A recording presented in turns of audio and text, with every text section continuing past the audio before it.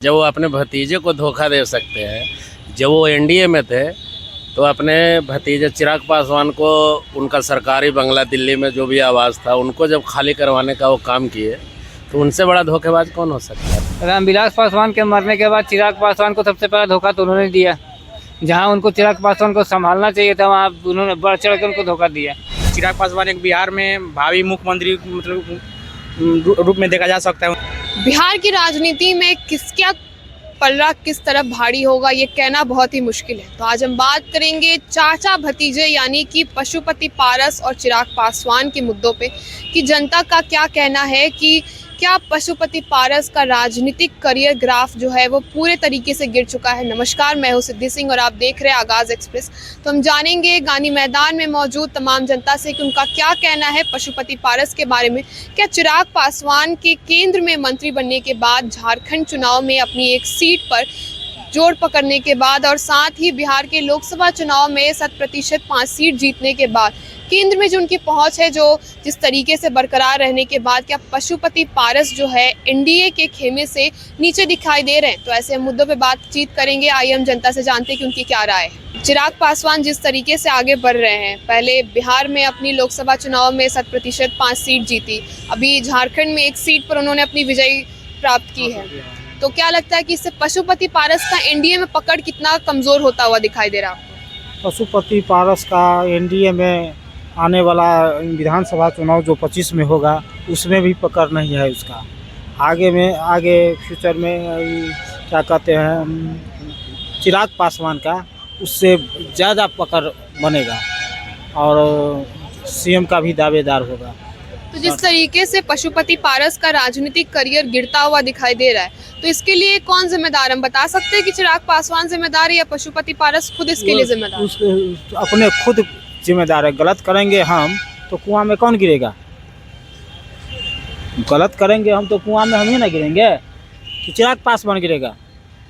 वो अपना कैरेक्टर खराब कर लिया है पॉलिटिक्स में, समझे? यही हम कहना चाहेंगे। तो आने वाले समय में आप चिराग पासवान को बिहार का भविष्य मुख्यमंत्री के रूप में देख रहे हैं? जी, नवयुवक है, युवाओं को रोजगार देंगे, सड़क देंगे, बिजली देंगे, शिक्षा देंगे, और क्या चाहिए।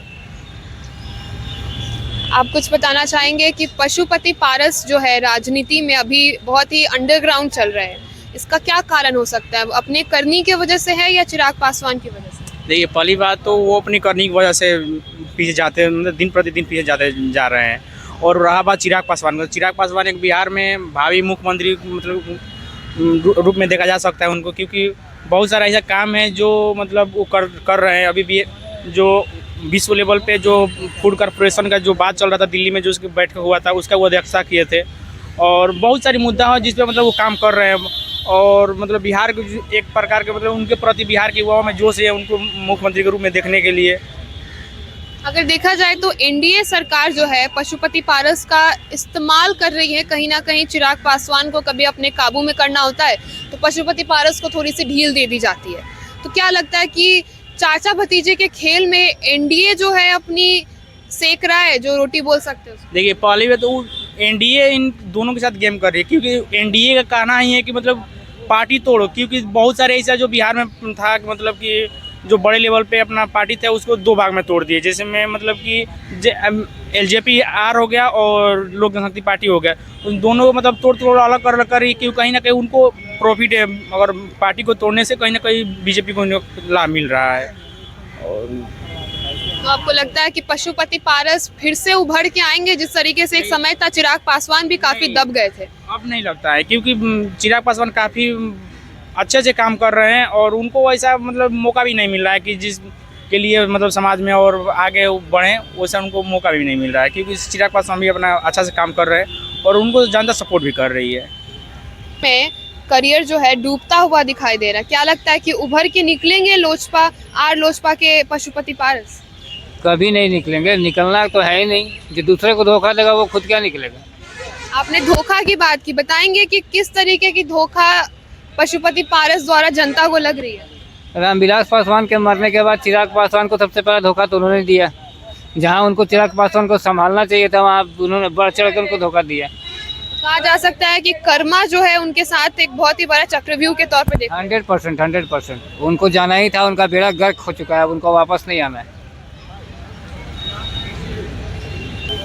आपसे जानना चाहेंगे कि पशुपति पारस आजकल दबे हुए दिखाई दे रहे चिराग पासवान की वजह से है या उन्होंने अपने कर्मों का जो है भुगतान कर वो अपने कर्मों का फल पा रहे हैं। जब वो अपने भतीजे को धोखा दे सकते हैं, जब वो एनडीए में थे तो अपने भतीजे चिराग पासवान को उनका सरकारी बंगला दिल्ली में जो भी आवास था उनको जब खाली करवाने का वो काम किए, तो उनसे बड़ा धोखेबाज कौन हो सकता है। तो उनको कर्मों क्या का फल एनडीए उनको धोखा नहीं दे रही है? अपने मुताबिक मीटिंग में बुलाना, फिर नहीं बुलाना, लोकसभा चुनाव से उनको दूर कर देना, सीट ना देना, तो एनडीए उनके साथ जो है सही निर्णय ले रही है। बिल्कुल सही निर्णय ले रही है।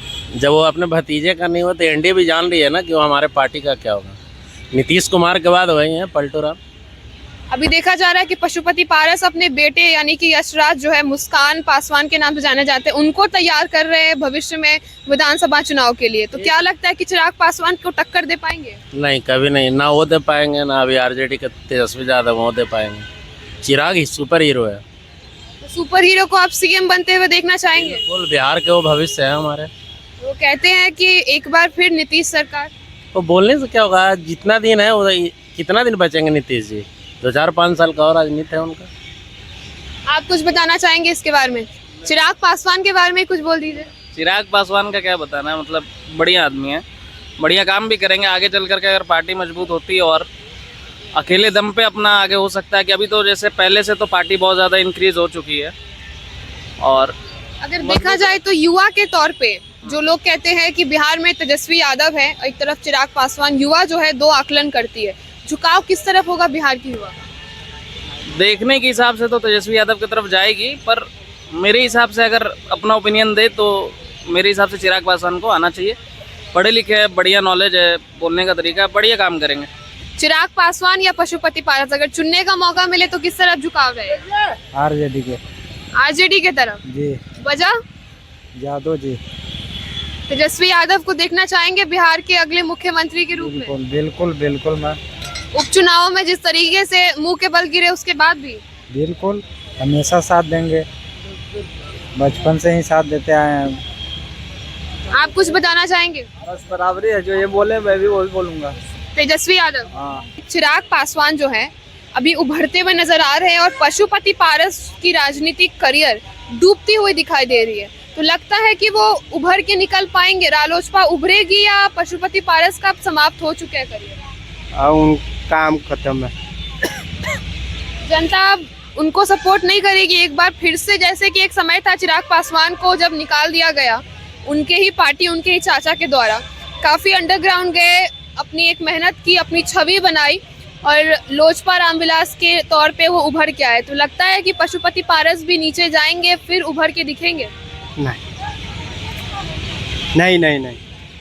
अब उनका कुछ नहीं हो सकता राजनीति में? नहीं। तो जैसा कि आपने सुना कि बिहार में पशुपति पारस का जो है खेल समाप्त हो चुका है। जनता का कहना है कि अगर चुनना पड़े चिराग पासवान और पशुपति पारस में तो जनता बेधड़क चिराग पासवान को चुनेगी और साथ ही उनका कहना है कि चिराग पासवान सटीक बनेंगे, बिहार के मुख्यमंत्री के तौर पे एक सही उम्मीदवार के रूप में निकल के आएंगे। तो ऐसे तमाम खबरों के लिए जुड़े रहे हमारे साथ और देखते रहिए आगाज एक्सप्रेस।